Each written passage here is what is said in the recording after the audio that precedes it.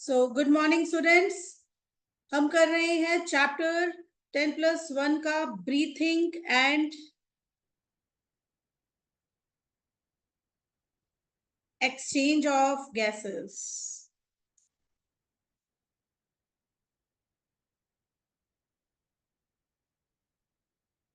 अब तक हमने क्या करा कि ब्रीथिंग के लिए, नॉर्मल ब्रीथिंग के लिए हमारे पास क्या क्या ऑर्गन्स हैं, ठीक है, उन ऑर्गन्स के फीचर्स क्या हो सकते हैं, ये हमने किया था। फिर हमने किया एल्वियोलाई के बारे में, हमने पढ़ा लंग्स के बारे में। ये सब अब तक हम पिछले लेक्चर में पढ़ चुके हैं। तो आज हम आगे बढ़ेंगे एंड दैट इज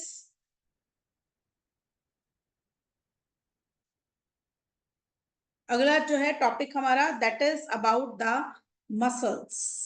जो मसल्स ब्रीथिंग में इन्वॉल्व है, आज हम उनके बारे में यहां पर पढ़ेंगे। तो हम पढ़ रहे थे ऑर्गन्स के बारे में और आज हम पढ़ेंगे मसल्स के बारे में। जो मसल्स इन्वॉल्व होती हैं इन द ब्रीथिंग, जब हम ब्रीथ इन ब्रीथ आउट करते हैं तो हमारी बॉडी की कौन कौन सी मसल्स इसमें काम करती हैं। पहली मसल है डायफ्राम।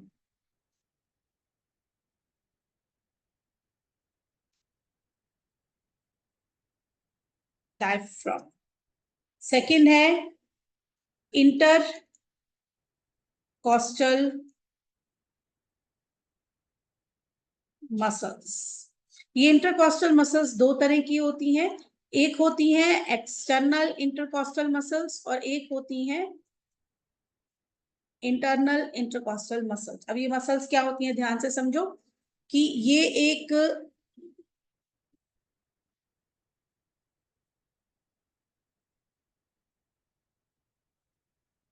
हमने ऑर्गेनिज्म बना दिया, ठीक है, ये कि हमने इंसान बनाया है। एंड ये है इसके रिब्स। रिब्स समझते हो ना, जो एक केज बनाते हैं, पसलियां हमारी जो होती है ना, तो ये है इसके रिब्स, ठीक है। ये जो रिब्स हैं, अगर हम इनको, ये दो रिब्स को देखें, ये एक रिब और ये दूसरा रिब, ठीक है। तो ये जो दो रिब्स हैं, इन दोनों रिब्स के इधर बाहर की तरफ भी एक मसल यहाँ लगी होती है और एक मसल अंदर की तरफ लगी होती है। आप मेरी तरफ देखें कि मान लो ये मेरी दो फिंगर्स, ये दो रिब्स हैं, तो रिब्स के अंदर की तरफ भी एक मसल लगी हुई है और रिब्स के बाहर की तरफ भी एक मसल लगी हुई है। जो बाहर की तरफ रिब्स के मसल लगी हुई है that is external intercostal muscle, और जो अंदर की तरफ लगी हुई है उसे हम बोलेंगे इंटरनल इंटरकॉस्टल मसल। तो ये जो मसल्स हैं ये हमारे क्या है, ब्रीथिंग में काम आती हैं। अब ब्रीथिंग के अंदर दो प्रोसेसेस इन्वॉल्व होते हैं। ब्रीथिंग में दो प्रोसेसेस इन्वॉल्व होते हैं, एक होती है इंस्पायर करना, इंस्पायरेशन, और दूसरा होता है एक्सेल करना, ब्रीथ आउट करना, दैट इज एक्सपायरेशन।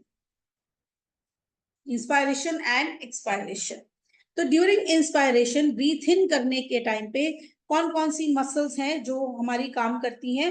ब्रीथ इन के टाइम पे काम करती है, एक तो मसल है डायफ्राम,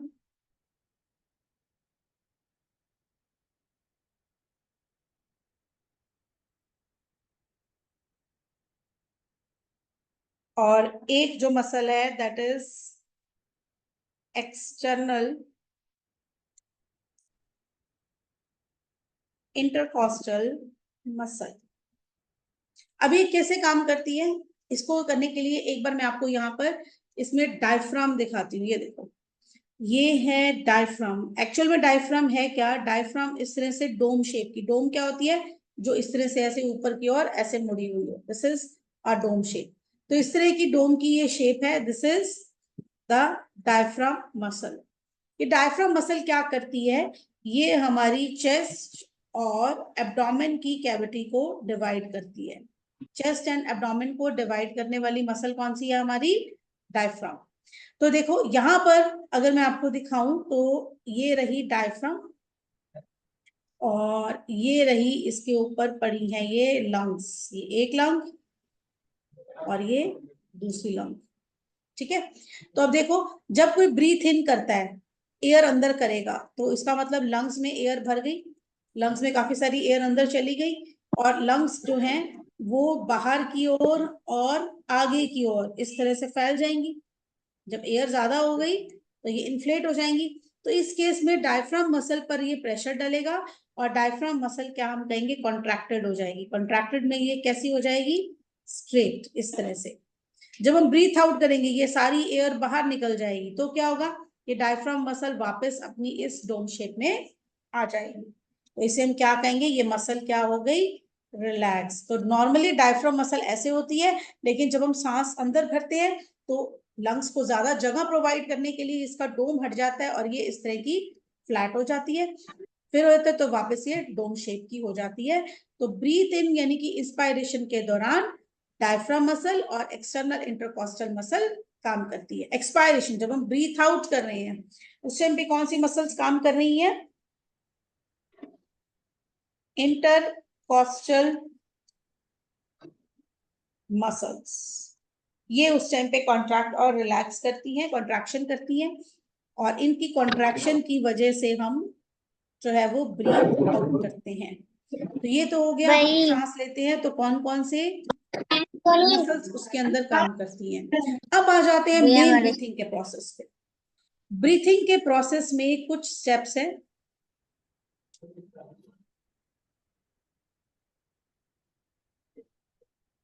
जब हम सांस अंदर लेते हैं बाहर छोड़ते हैं तो उसमें कुछ स्टेप्स होते हैं। एक एक स्टेप को हम डिटेल में पढ़ेंगे separately. Number 1 is pulmonary ventilation. Pulmonary ventilation का मतलब क्या है बेटा, कि बाहर से एयर का लंग्स के अंदर आना और लंग्स से एयर का बाहर की तरफ जाना, ये होता है पल्मोनरी वेंटिलेशन। सेकंड स्टेप है एक्सचेंज ऑफ गैसेस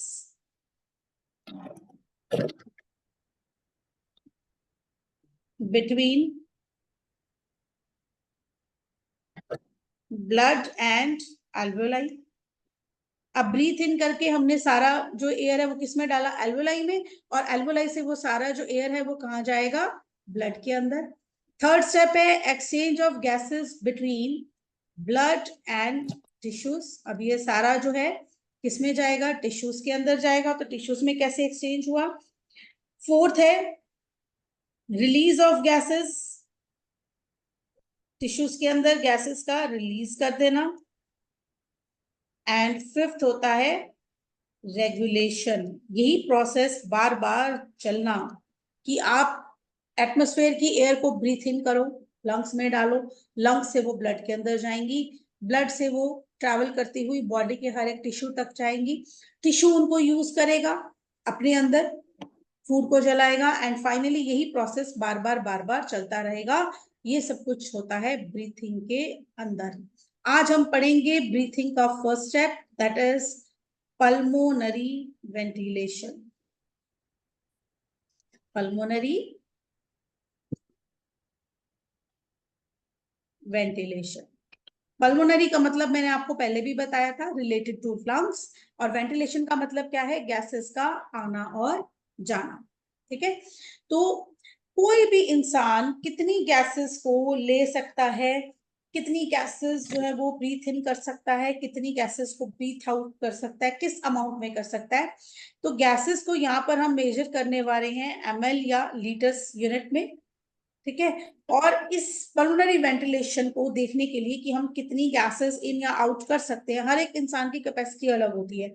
आप देखते हो जब आप रन कर रहे हो कहीं भी या चल भी रहे हो इवन, तो अलग अलग एज के, अलग अलग सेक्स के, अलग अलग लोग जो है वो अलग अलग टाइम पर सबको सांस चढ़ता है। कोई तो बहुत जल्दी कहता है कि हाँ भी मेरे को सांस चढ़ गया, मैं और नहीं कर सकता। किसी को कुछ टाइम जो है बाद में सांस चढ़ता है, और कोई आसानी से पूरा डिस्टेंस जो है वो कवर कर लेता है।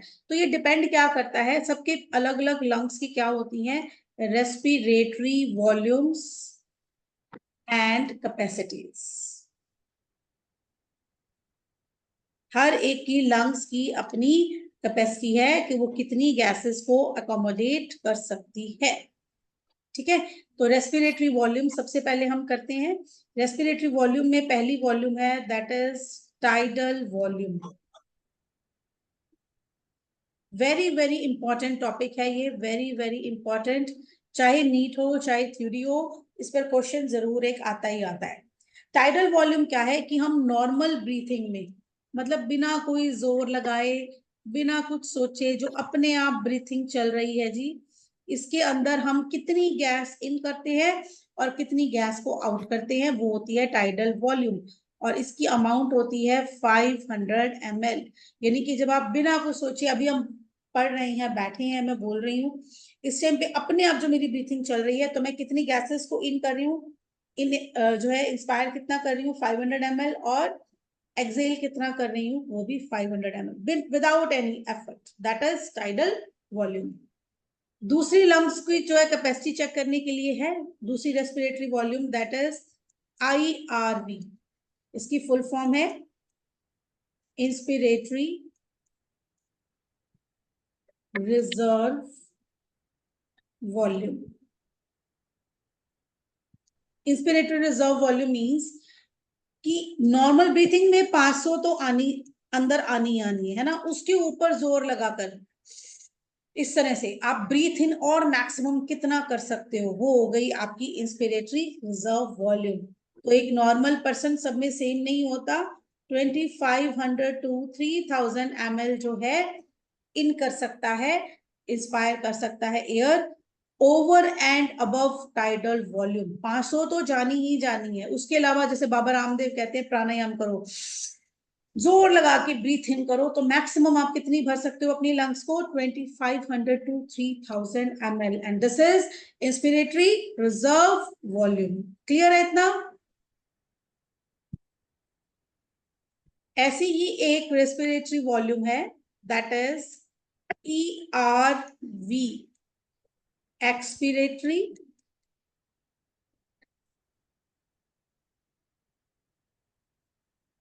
Reserve volume. अब ये क्या होगा, गेस हो सकता है कि जितनी एयर आप नॉर्मल ब्रीथिंग में बाहर निकालते हो वो तो है ही है, 500 आपने निकाली दी, उसके अलावा एक्स्ट्रा एफर्ट्स करके जोर लगा के जितना आप ब्रीथ आउट कर सकते हो, जितना आप बाहर गैसेस को निकाल सकते हो, वो आपकी क्या हो गई, एक्सपिरेटरी रिजर्व वॉल्यूम। नॉर्मल में 500 तो बाहर निकलनी है, प्लस ऊपर और एक्स्ट्रा कितनी कर रहे हो, that is expiratory reserve volume. ठीक है, ये कितनी होती है, 1000 टू 1100 ml तक हो सकती है एक्सपिरेटरी रिजर्व वॉल्यूम।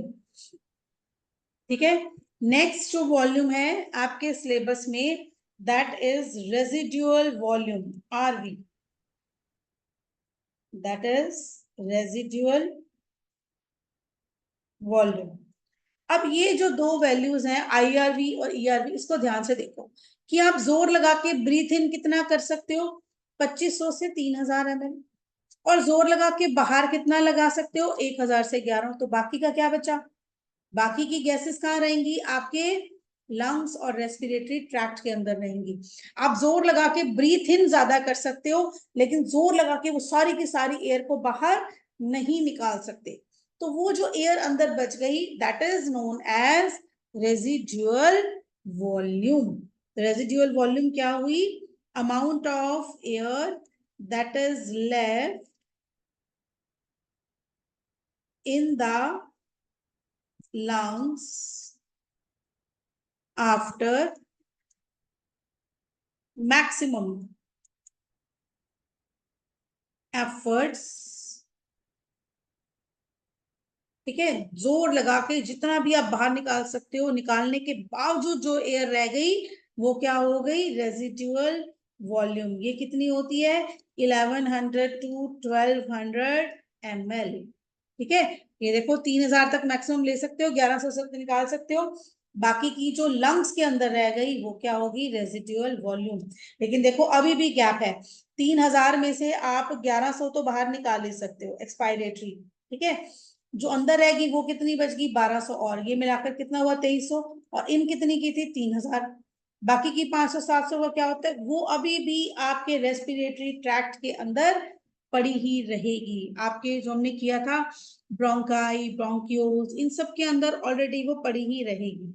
और ये जरूरी भी है, हमने लास्ट लेक्चर में भी डिस्कस किया था कि लंग्स जो है दे आर लाइक बलून्स, ठीक है। तो इनको हर वक्त जो है इन्फ्लेटेड यानी कि भरा हुआ रहना जरूरी है। ऐसा नहीं हो सकता कि कोई टाइम हो कि लंग्स में हमारे कोई एयर है ही नहीं। अब ये कंडीशन तभी आती है जब डेथ होती है, अदरवाइज हर टाइम आपकी लंग्स के अंदर एयर भरी रहेगी। लंग्स के साथ साथ जो हमने ये किए थे प्राइमरी ब्रोंकोल, जितनी भी सारी ये ट्यूब्स थी, इन सब के अंदर भी कुछ ना कुछ एयर हमेशा ही पड़ी रहती है, ठीक है। तो ये होगी हमारी रेस्पिरेटरी वॉल्यूम्स। कौन कौन सी?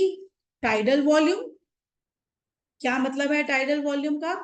कि अमाउंट ऑफ एयर जो हम नॉर्मल ब्रीथिंग में इन या आउट करती हैं, जो कितनी होती है 500 ml। इंस्पिरेटरी रिजर्व वॉल्यूम जो 2500 टू 3000 ml होती है, मतलब नॉर्मल तो अंदर हमने लेनी है, उसके अलावा एक्स्ट्रा जोर लगाकर कितनी अंदर ली, दैट इज IRV। एक्स्ट्रा जोर लगाकर कितनी बाहर निकाली, ERV। और उसके अलावा जो बच गई, पूरी तो हम निकाल नहीं पाए, ली ज्यादा थी निकाली कम, तो अंदर जो रह गई that is residual volume. Very very important topic, चाहे नीट ले लो चाहे आप थ्योरी का एग्जाम ले लो, आपको इन वॉल्यूम्स या कैपेसिटीज पर क्वेश्चन आता ही आता है। अब ये सारी वॉल्यूम्स को मिलाकर हमने बनाई है रेस्पिरेटरी कैपेसिटीज। ये तो थी रेस्पिरेटरी वॉल्यूम्स, और अब हम करने जा रहे हैं रेस्पिरेटरी कैपेसिटीज। जब दो या दो से ज्यादा, टू और मोर वॉल्यूम्स को जब हम मिला देते हैं तो उनसे बनती हैं रेस्पिरेटरी कैपेसिटीज, ठीक है। इसमें सबसे पहले आती है inspiratory capacity.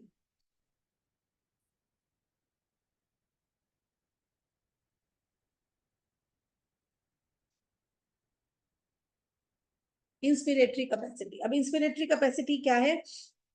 Total amount of air a person can take in to the lungs. Maximum अपनी लंग्स को फैलाकर कोई भी पर्सन मैक्सिमम कितनी एयर ले सकता है, वो उसकी इंस्पिरेटरी कैपेसिटी है। इसको हम डिनोट करते हैं IC। इंस्पिरेटरी कैपेसिटी कितनी हो सकती है? अब देखो फिर से ये चार्ट देखो। नॉर्मल ब्रीथिंग में 500 तो वो लेगा ही लेगा, कोई भी पर्सन जो है 500 तो वो नॉर्मल ब्रीथिंग में लेगा ही लेगा, ठीक है। प्लस जोर लगाकर कितनी ले सकता है? 3000। तो इंस्पिरेटरी कैपेसिटी कितनी हो गई? Tidal volume plus inspiratory reserve volume. Normal breathing में टाइडल वॉल्यूम 500 तो लेता ही लेता है, और जोर लगा के मैक्सिमम कितनी ले सकता है? 3000 ml। तो किसी भी पर्सन की इंस्पिरेटरी कैपेसिटी कितनी हो सकती है? 3500 ml तक की इंस्पिरेटरी कैपेसिटी हो सकती है। फिर है सेकंड एक्सपीरेटरी कैपेसिटी।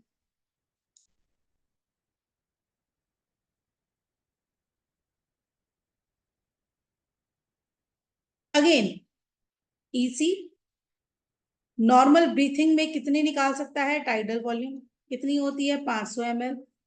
और एक्स्ट्रा जोर लगाकर बाहर कितनी निकालता है? ERV, expiratory reserve volume 100 ml। तो कितना हो गया? लगभग 1500 से 1600 ml। तो 1500 से 1600 ml क्या हो गई इसकी एक्सपायरेटरी कैपेसिटी।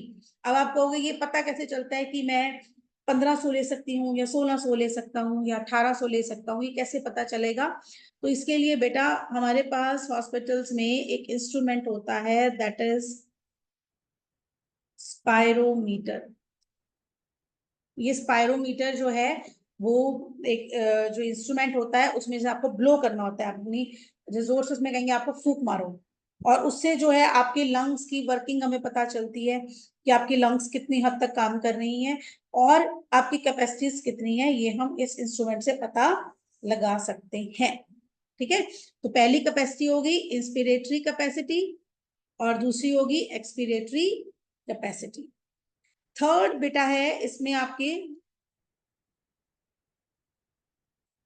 रेस्पिरेटरी कैपेसिटी में, third is functional residual capacity, FRC, that is functional residual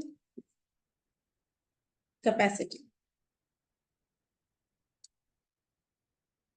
functional residual capacity का मतलब क्या है कि एक पर्सन नॉर्मल ब्रीथ कर रहा है, ब्रीथ आउट भी कर रहा है, आराम से सांस लिया, आराम से सांस छोड़ा, उसके बावजूद उसके लंग्स के अंदर जो एयर बची पड़ी है वो क्या हो गई, उसकी functional residual capacity. Normal breath in breath out करने के बाद भी जो एयर अंदर रह गई वो क्या हो गई, फंक्शनल रेजिडुअल कैपेसिटी। किसी पर्सन ने जो है मैक्सिमम जोर लगा के अंदर लिया फिर छोड़ दिया, ठीक है, तो उसके बाद भी उसके अंदर जो रह गई that is functional residual capacity, FRC। कितनी होगी ये, आपने इंस्पिरेटरी रिजर्व वॉल्यूम और आपकी रेजिडुअल वॉल्यूम मिलाकर इतनी तो लंग्स के अंदर रहनी रहनी है, इतनी जोर लगा के बाहर निकाल दी, तो उसके अलावा जो बच गई वो क्या होगी, फंक्शनल रेजिडुअल कैपेसिटी। ERV कितनी होती है, 1000 to 1100, एंड रेजिडुअल वॉल्यूम कितनी होती है, 1500। तो ये मिलाकर कितनी होगी, 2500 ml। ये आपके अंदर हमेशा ही पड़ी रहेगी। नेक्स्ट जो कैपेसिटी है, very very important, that is vital capacity. Vital capacity हमें किसी भी पर्सन के बारे में, उसकी फिजिकल कंडीशन के बारे में अच्छे से हमें बता देती है। वाइटल कैपेसिटी क्या है, total volume of air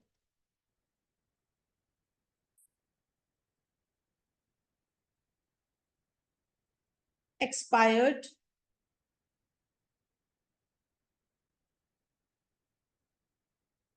after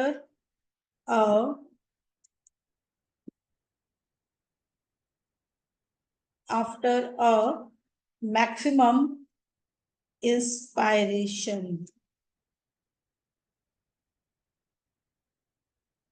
followed by maximum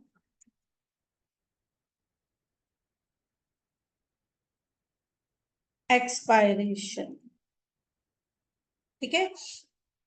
तो total volume of air expired, कितनी एयर आप बाहर निकाल सकते हो आफ्टर मैक्सिमम इंस्पिरेशन। अब जोर लगा के सांस अंदर लिया और जोर लगा के सांस बाहर निकाल दिया, ठीक है, ये आप कितना कर सकते हो, कितना इन कितना आउट, टोटल मिला के सारी कितनी आपकी हो सकती है, वो आपकी होगी वाइटल कैपेसिटी, VC। तो इसमें आपने क्या करा, नॉर्मल ब्रीथिंग वाला टाइडल वॉल्यूम तो आपके अंदर आएगा जाएगा, वो तो है ही है, प्लस जोर लगा के इन किया तो IRV, जोर लगा के बाहर निकाला तो ERV, expiratory reserve volume. Tidal volume कितनी होती है, 500। IRV कितनी होती है, मैक्सिमम 3000। ERV कितनी होती है, 1000।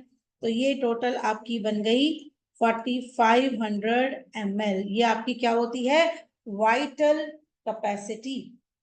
ये वाइटल कैपेसिटी जो है ये हर एक इंडिविजुअल में अलग अलग पाई जाती है। जैसे मैंने बोला कि 4 लोग अगर भाग रहे हैं तो कोई जो है वो तेजी से जाएगा, कोई जल्दी थक जाएगा, किसी को जल्दी सांस चढ़ेगा, किसी को देर से चढ़ेगा। ये क्यों है, क्योंकि उन सबकी वाइटल कैपेसिटी अलग अलग है। अब अलग अलग लोगों में वाइटल कैपेसिटी अलग अलग हो सकती है। जैसे अगर हम देखें कि हायर किस में है vital capacity and lower vital capacity किस किस में देखी जाती है। नंबर 1 पे हम डिस्कस करें तो जो भी एथलीट्स हैं जो स्पोर्ट्स एक्टिविटी में इंडल्ज हैं, उनकी जो वाइटल कैपेसिटी है वो 6000 ml या 6 लीटर तक जा सकती है, मतलब इनमें ज्यादा होती है। लेकिन जो नॉन एथलीट्स हैं उनमें ये कम होती है। अब देखो जो एथलीट्स है अगर वो भागेंगे सांस चढ़ेगा, लंग्स को ज्यादा ऑक्सीजन और बार बार लेनी पड़ेगी, बार बार इस चीज की प्रैक्टिस करी तो लंग्स की कैपेसिटी बढ़ जाती है कि पहले से ज्यादा एयर रखो, तो उनको जल्दी से सांस नहीं चढ़ता, वो थकते नहीं है। लेकिन जो लोग स्पोर्ट्स एक्टिविटी करते ही नहीं है उनमें हमेशा क्या होगा, नॉन एथलीट्स में क्या होगा, वाइटल कैपेसिटी उनकी हमेशा कम रहेगी। सेकेंड जो है हायर होती है मेन में, नेचुरली नेचर नहीं बनाया है। वुमेन की वाइटल कैपेसिटी कंपैरेटिवली कम होती है। तीसरा, जो नॉन स्मोकर्स हैं, जो सिगरेट बीड़ी वगैरह स्मोक नहीं करते, उनकी वाइटल कैपेसिटी ज्यादा होती है। और स्मोकर्स की वाइटल कैपेसिटी कम होती है, क्योंकि लंग्स पर अंदर उस सारी स्मोक की एक लेयर जम जाती है जो कभी भी ठीक नहीं हो पाती, उसकी वजह से वो अच्छे से सांस नहीं ले पाते। जो लोग यंग हैं उनकी वाइटल कैपेसिटी ज्यादा है देन ओल्ड वंस। जो लोग बूढ़े हैं उनकी वाइटल कैपेसिटी अपने आप कम हो जाती है। और एक और डिफरेंस है, जो माउंटेन ड्वेलर्स हैं, जो पहाड़ों पर रहते हैं, आपने कभी भी पहाड़ों पे गए हो तो जो पहाड़ी लोग होते हैं वो फटाफट से फुर से ऊपर चढ़ जाते हैं, है ना। और हम प्लेन्स में रहने वाले, हम पहाड़ों पर पहुंचते हैं और हमें सिंपल सड़क पर भी चढ़ने पर वहां पर सांस चढ़ने लगता है, क्योंकि हमारी lungs they are not prepared, हमारी लंग्स यूज टू नहीं होती। वो रोज रोज रोज रोज वही काम करते करते उनकी लंग्स को जो है वो हैबिट हुई होती है। तो माउंटेन ड्वेलर्स की वाइटल कैपेसिटी कंपैरेटिवली ज्यादा होती है than the persons living in the plains. एक और तरह की जो है कैपेसिटी है, and that is total lung capacity. This is total lung capacity. Total lung capacity क्या है बेटा? अब ये सारी वॉल्यूम वॉल्यूम सबको मिला दो, कितनी आ रही है जा रही है, कितनी अंदर पड़ी है, कितनी ट्यूब्स में पड़ी है, कितनी लंग्स में पड़ी है, ये सारी मिलाकर आपकी क्या बन गई? Total lung capacity, TLC। किसके बराबर है ये? वाइटल कैपेसिटी और रेजिड्यूअल वॉल्यूम। आपकी वाइटल कैपेसिटी कितनी है और आपकी रेजिड्यूअल वॉल्यूम कितनी है, इसको मिलाकर आपकी बन जाएगी टोटल लंग कैपेसिटी। ठीक है। और लास्ट एक कैपेसिटी और है, it is also very important, that is dead space air.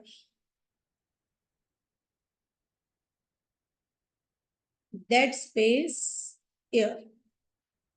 Dead space air क्या है कि आपके जो ये जो लंग्स में पड़ी है वो तो रेजिड्यूअल वॉल्यूम, ये हो गई ट्रैकिया। ट्रैकिया की ये प्राइमरी ब्रोंकाई है ना, ये आगे खुल गए इनटू द लंग्स। ठीक है। लंग्स के अंदर जाकर क्या बन गए? Secondary bronchioles, tertiary bronchioles, respiratory bronchioles, and then alveolar duct, respiratory duct. तो ये सारी जो छोटी छोटी ट्यूब्स हैं, ये ट्यूब्स भी अपने अंदर हमेशा कुछ ना कुछ गैसेस लेकर बैठी होती हैं। और ये जो गैसेस हैं इनका क्या है? एक्सचेंज नहीं होता बेटा। ये गैसेस क्या है? आई अंदर एज इट इज ही वापस भी चली जाएंगी या कुछ पड़ी ही रहेंगी, ये कभी भी ब्लड के अंदर नहीं पहुंच पाती हैं। और इन गैसेस को जो है, इनकी जो कैपेसिटी है उसे हम क्या बोलते हैं? Dead space air. और ये जो डेड स्पेस एयर है इसकी जो अमाउंट है वो हमेशा ही पड़ी ही रहेगी आपके इन ट्यूब्स के अंदर। This is dead space air. ठीक है। तो आज के लिए इतना ही काफी है, एक बार फिर से रिवाइज करते हैं। आज हमने क्या क्या पढ़ा? आज हमने पढ़ा पल्मोनरी वेंटिलेशन, पहला स्टेप है ब्रीथिंग का। ठीक है। जिसमें हमने पढ़ा कि हर एक की लंग की अपनी अपनी कैपेसिटी है, वो पता करने के लिए हमने क्या टर्म दे रखी है? Respiratory volumes and capacities. पहले हमने पढ़ी टाइडल वॉल्यूम। नॉर्मल ब्रीथिंग में ब्रीथ इन ब्रीथ आउट कितना कर लेते हो आप? 500 ml, होगी आपकी टाइडल वॉल्यूम। IRV, अब नॉर्मल तो 500 करना ही है, उसके ऊपर जोर लगा के ब्रीथ इन करा, जोर से सांस अंदर ली, तो कितना कर सकते हो? 2500 to 3000 ml। वो आपकी क्या होगी? Inspiratory reserve volume. अब जोर लगा के जो ब्रीथ आउट कर सकते हो वो कितनी होगी? Expiratory reserve volume. अब जो एयर जो लंग्स के अंदर रहेगी, अब देखो 3000 मैक्सिमम अंदर कर ली और 1100 बाहर निकाली, जो बाकी की बच गई लंग्स के अंदर जो बची वो वॉल्यूम कितनी है? 1100 to 1200 ml। वो क्या हो गई? आपकी रेजिडुअल वॉल्यूम। अब इन सारी वॉल्यूम्स को मिलाकर हम बनाते हैं कैपेसिटीज, दो या दो से ज्यादा। इंस्पिरेटरी कैपेसिटी में क्या? नॉर्मल ब्रीथिंग में आमतौर पर बिना जोर लगाए सांस लगाने वाली, क्या सांस लेने वाली एयर कौन सी होगी? Tidal volume. जोर लगाने वाली कौन सी होगी? Inspiratory reserve volume. दोनों मिलाकर क्या बन गई? Inspiratory capacity 3500 ml। Expiratory capacity, tidal volume इतनी तो बाहर निकालनी है, बाकी की जोर लगा के कितनी निकाली? ERV मिलाकर कितनी बन गई? 1500 से 1600। ये आप इतनी बाहर निकाल सकते हो, ये आपकी क्या हो गई? Expiratory capacity. फिर आ गया फंक्शनल रेजिडुअल कैपेसिटी। जो आपकी अंदर लंग्स और इसकी सारी ट्यूब्स के अंदर जो रह गई, जिसका एक्सचेंज नहीं होगा, जिसका एक्सचेंज सॉरी हो सकता है लेकिन ये अंदर पड़ी है, ठीक है, दैट इज ईआरवी। जोर लगा के कितनी आपने इन करी, और रेजिडुअल वॉल्यूम लंग्स में ऑलरेडी कितनी पड़ी थी। फिर आगे वाइटल कैपेसिटी, आपकी टोटल आना जाना एयर का जो है वो कितना है, और कितना आप देर तक जो है सांस आपको नहीं चढ़ता, आप में कितना स्टेमिना जिसको हम बोल देते हैं कॉमन लैंग्वेज में, वो क्या है आपकी vital capacity. Total volume of air expired, जोर से हमने ब्रीथ इन किया और फिर ब्रीथ आउट करा, इससे जो हमारा जो बची वॉल्यूम वो क्या बन गई हमारी वाइटल कैपेसिटी। आमतौर पर जो नॉर्मल लेना है टाइडल वॉल्यूम तो है ही है, प्लस जोर लगा के ली प्लस जोर लगा के छोड़ी, आईआरबी और ईआरबी कितनी होगी 4500 ml, ये होगी वाइटल कैपेसिटी। वाइटल कैपेसिटी किसमें ज्यादा है और किसमें कम है, एथलीट्स में ज्यादा है, नॉन एथलीट्स में कम है, मेन में ज्यादा है, वुमेन में कम है, नॉन स्मोकर्स में ज्यादा है, स्मोकर्स में कम है, और यंग में ज्यादा है, ओल्ड में कम है, माउंटेन ड्वेलर्स पहाड़ों में रहने वालों पास ज्यादा है, और प्लेन्स में रहने वालों पास कम है। टोटल लंग कैपेसिटी, अब वाइटल कैपेसिटी सारा कुछ मिला दो तो वो क्या बन गई आपकी टोटल लंग कैपेसिटी। क्या this was all about pulmonary respiration जो है हमने करी थी उसके बारे में, जो भी हमने रेस्पिरेटरी वॉल्यूम्स और कैपेसिटीज आज की है मैं आपको फिर से बता दूं, these are very very important topics. ये हो गई हमारी पल्मोनरी वेंटिलेशन, कितना हम ब्रीथ इन या ब्रीथ आउट कर सकते हैं। That's all for today.